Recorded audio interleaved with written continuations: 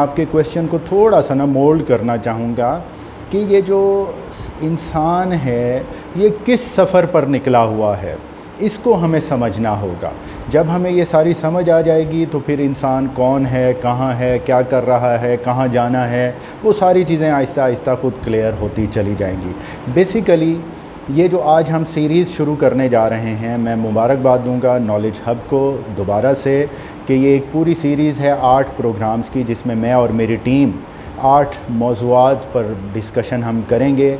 और इसका basic purpose है इस रमज़ान आओ फिर से बच्चे बने। अब इसकी रेलेवेंसी क्या है आज के टॉपिक के साथ और आने वाले टॉपिक्स के साथ, वो इस टॉपिक को डिस्कस करते हुए हम एंड पर इंशाल्लाह उस पर रोशनी डालेंगे कि आओ फिर से बच्चे बने क्यों, बच्चा बनना ही फ़लाह क्यों है या कामयाबी क्यों है या इस सफ़र का असल मकसद क्यों है। तो पहले हमें सफ़र को समझना होगा। देखें हमें इस पूरी इंसानियत के सफ़र को या एज़ आ राहत मुस्तफ़ा या अस्मा जमशेद किस सफ़र पर हैं या बाकी हमारे दोस्त इर्द गिर्द जो मौजूद हैं वो किस सफ़र पर हैं, ये हमें समझना होगा। एक छोटी सी मिसाल दूंगा।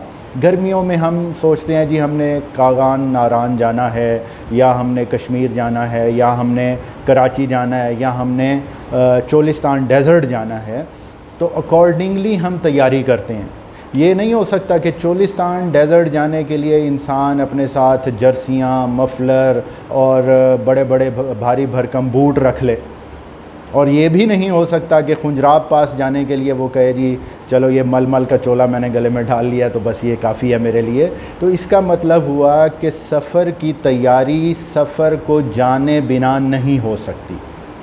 और मैम अस्मा आपने एक बड़ी अच्छी बात स्टार्ट में की कि मालो मता के बग़ैर आता है, मालो मता के बग़ैर जाता है। इसके हवाले से ना मुझे एक एग्ज़ाम्पल, एक हिकायत याद आ गई। एक वालिद साहब थे, उन्होंने मरते हुए अपने बेटे को नसीहत की कि जब मुझे दफन करने लगना तो ये जुराबें फटी हुई मुझे पहना कर कब्र में दफन करना, वरना ना करना। तो अब बेटा जो था वो डेफ़िनेट बात है कि वालिद साहब के वफ़ात के बाद जज्बाती था, उसने कोशिश की कि मैं इनको ये जुराबें पहना कर भेजूँ।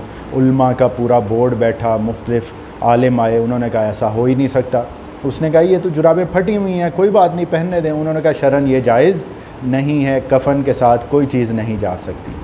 अभी ये बहस चल रही थी कि एक आदमी आया और एक रुका उसके बेटे को पकड़ाया जिसके वालिद साहब की डेथ हुई थी और बातचीत चल रही थी। मैं जल्दी समराइज़ कर रहा हूँ बात को कि बेटा देखो मैंने सारी ज़िंदगी यहाँ मालो मता इकट्ठा किया, लेकिन मरने के बाद मुझे सिर्फ फटी हुई जुराबें भी कब्र में साथ कोई ले जाने नहीं दे रहा।